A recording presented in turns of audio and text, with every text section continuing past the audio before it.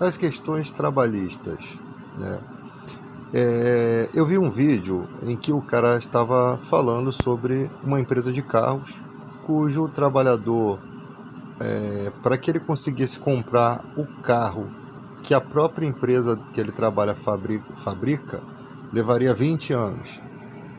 Eu acho que esse argumento não é um argumento muito lógico, porque trabalhar para uma empresa de veículos não significa que você tem que ganhar algo, um valor considerável para que você possa comprar um veículo que você fabrica. Se você fabrica um veículo de 400 mil, com o salário que a empresa te paga, você não consegue nem manter um veículo desse. Então, nem é lógico pensar dessa forma, que só porque você fabrica um veículo muito caro, o trabalhador tem que ter as condições de, pelo menos, conseguir comprar aquele veículo. Não tem lógica nisso.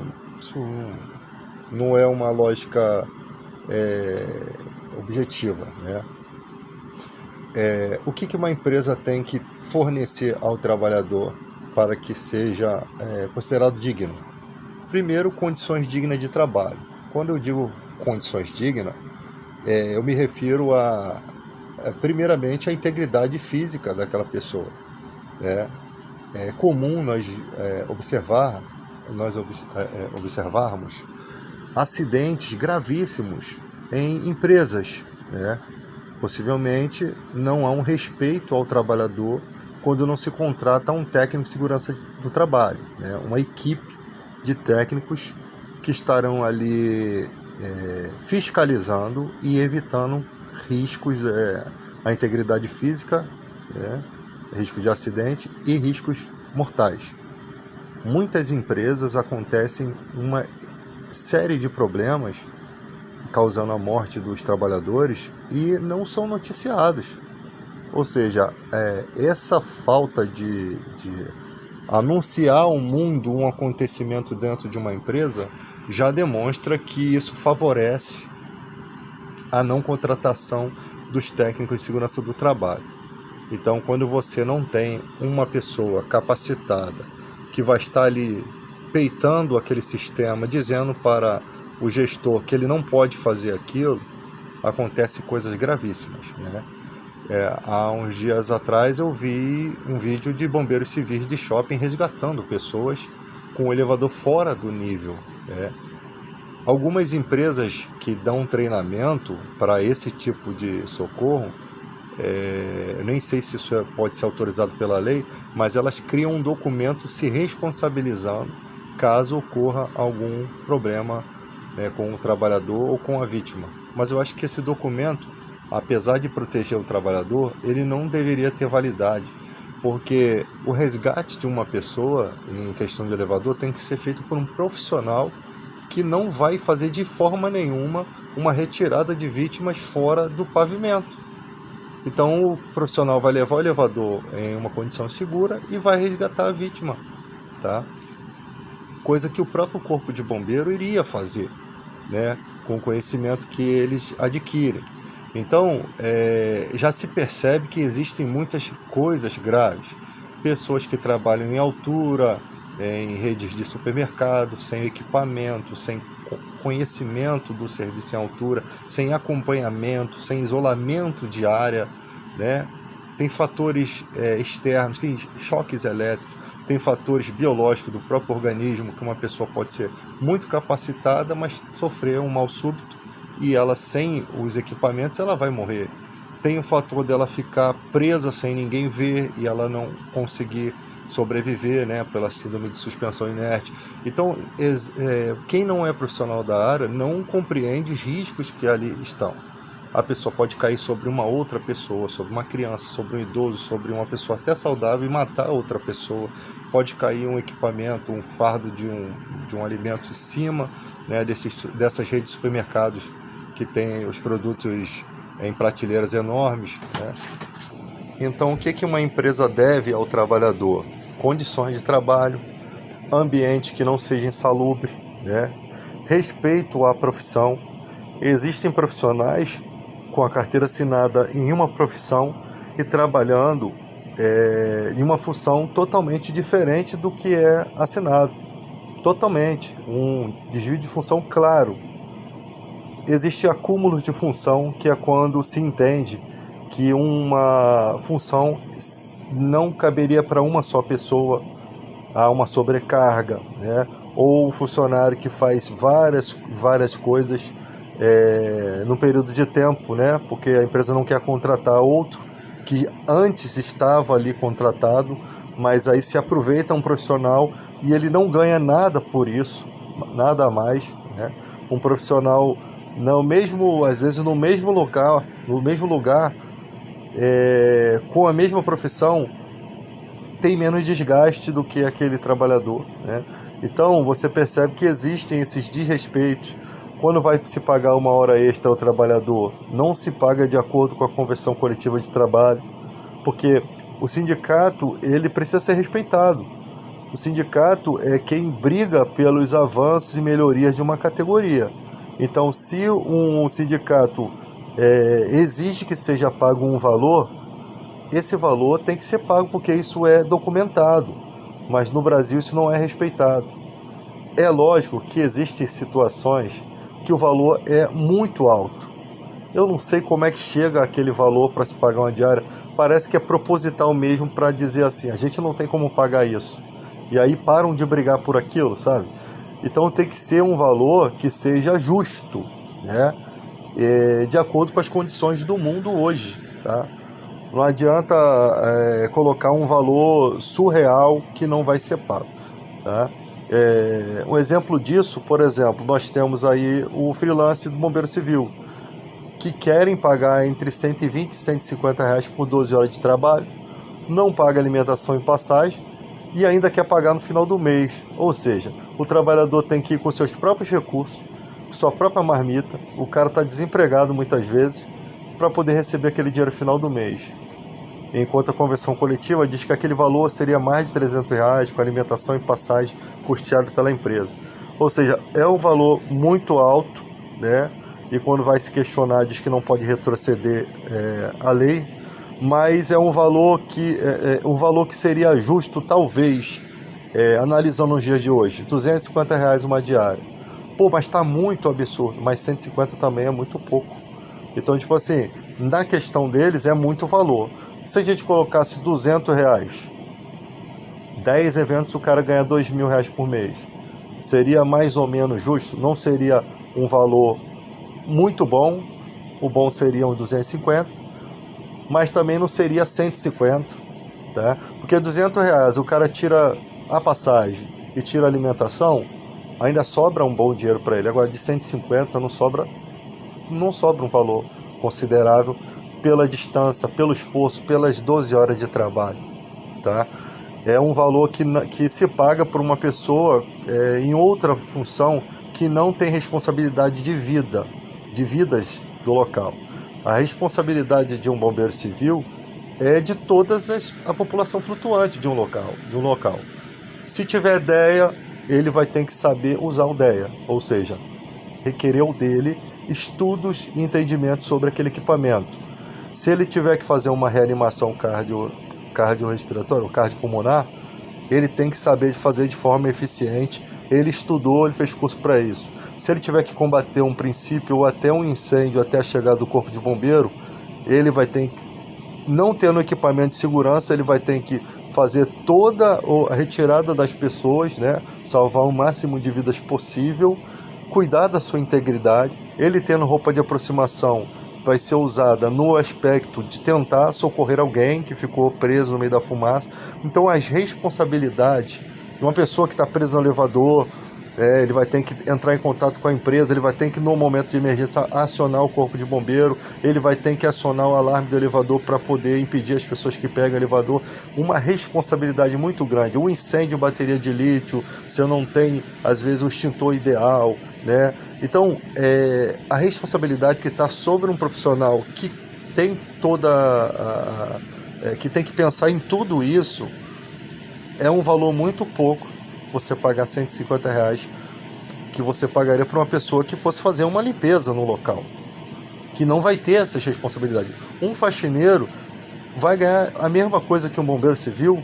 Isso não tem lógica. as responsabilidades que estão sobre o bombeiro civil é muito maior, né?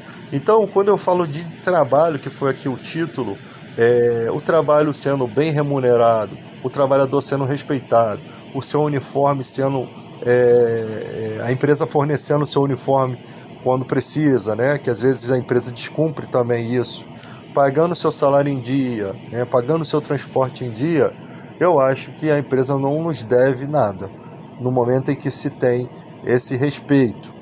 O problema é que hoje em dia querem cobrar uma série de coisas, querem restringir o uso de celular, querem restringir um monte de coisa, e a empresa às vezes não dá o aparato para o funcionário.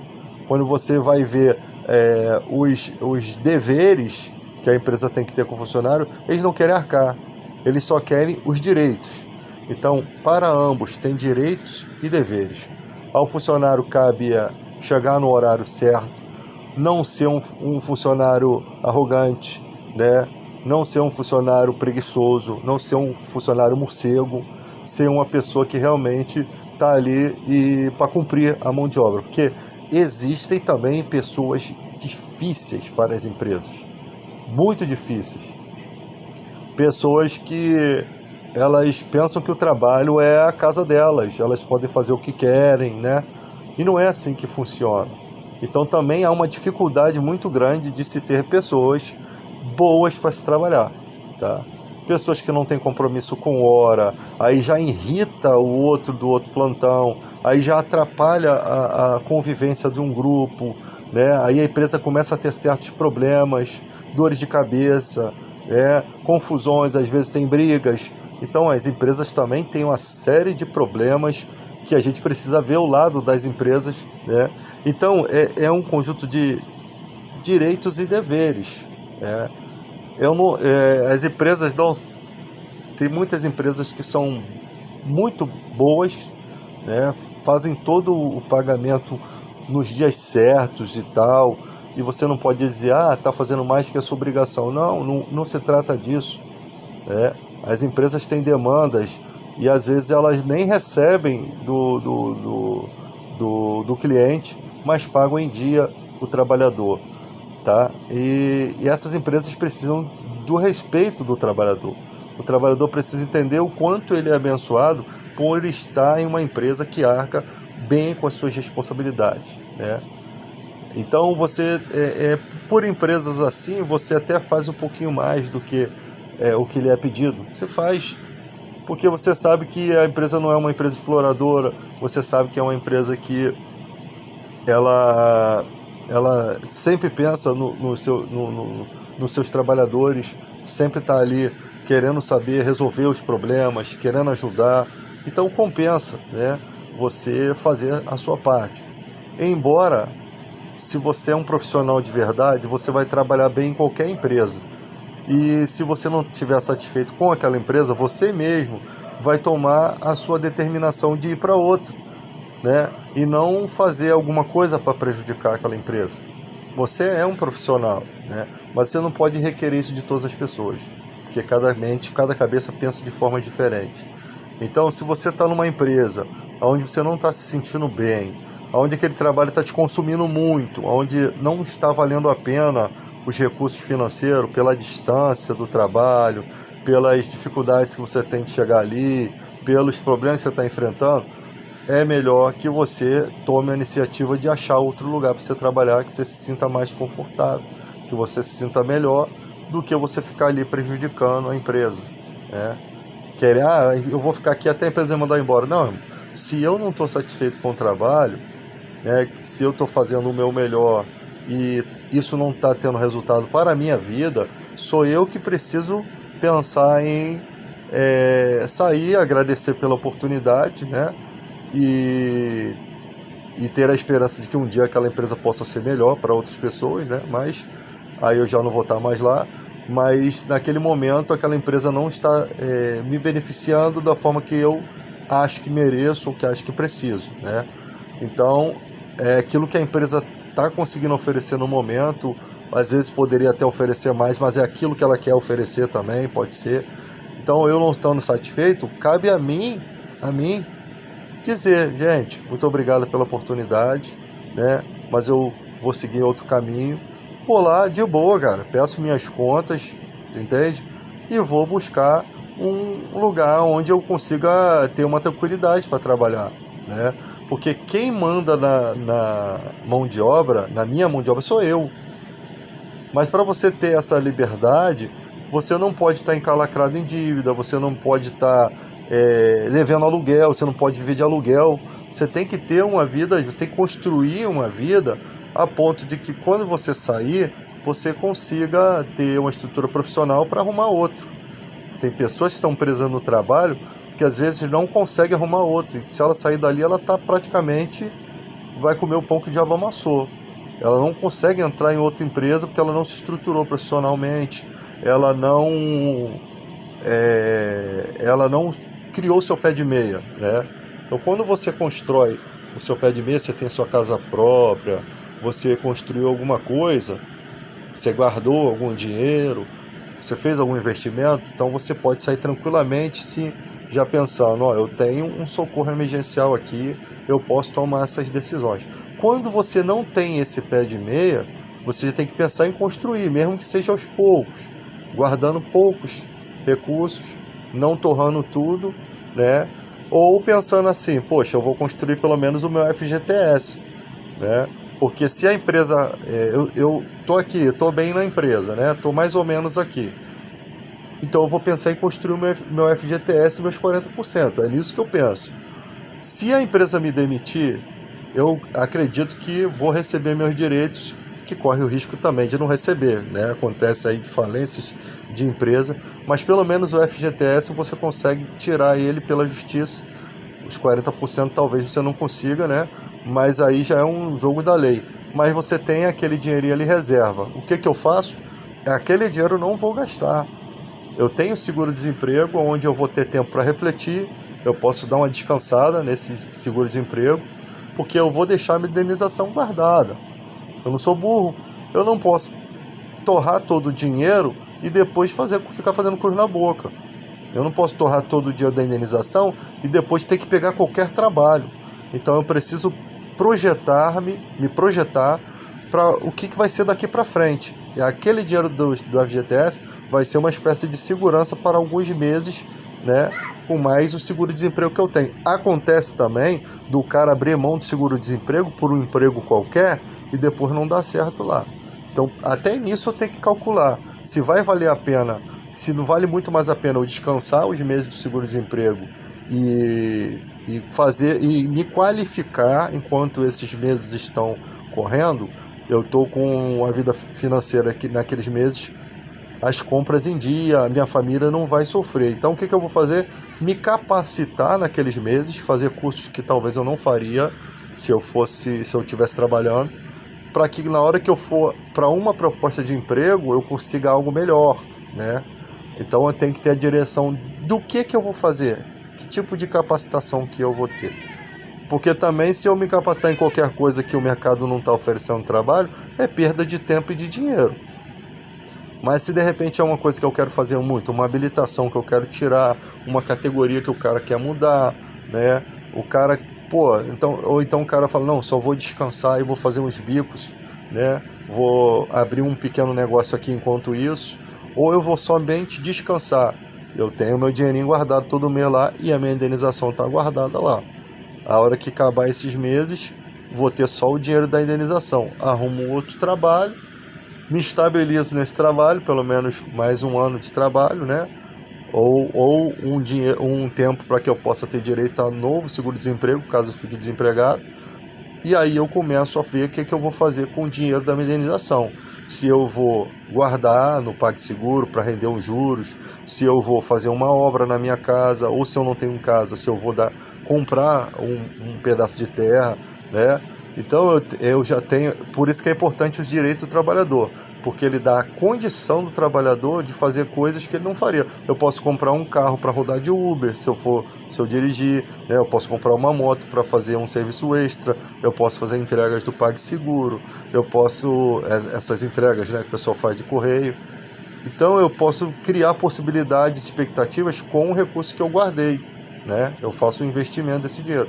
Agora, se eu pego aquele dinheiro e vou comprar tudo de roupa, e vou comprar tudo vou passear, vou zoar, eu tenho que estar ciente do seguinte, que eu vou usufruir daquilo, vou ser muito feliz naquele momento em que eu estou ali, comprando uma roupa legal, se isso é o que te satisfaz, né? Mas depois isso vai acabar. E aí eu tenho que pensar no futuro, no amanhã, porque uma coisa é você ter um pensamento de solteiro, outra coisa é você ter um pensamento de família. Então, geralmente, pai de família não vai ter esse pensamento de comprar. Vai comprar um tênis legal, uma camisa, uma calça legal para sair, vai curtir um pouquinho, vai dar uns passeios. Isso não tem problema. O problema é quando o cara pega aquele dinheiro todo e acaba.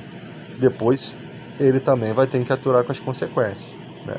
Mas cada um tem a sua forma de ser, a sua forma de agir, uns com sabedoria, né? E outros vão enfrentar graves problemas, porque não tiveram consciência quando tiveram uma condição de mudar de vida, né?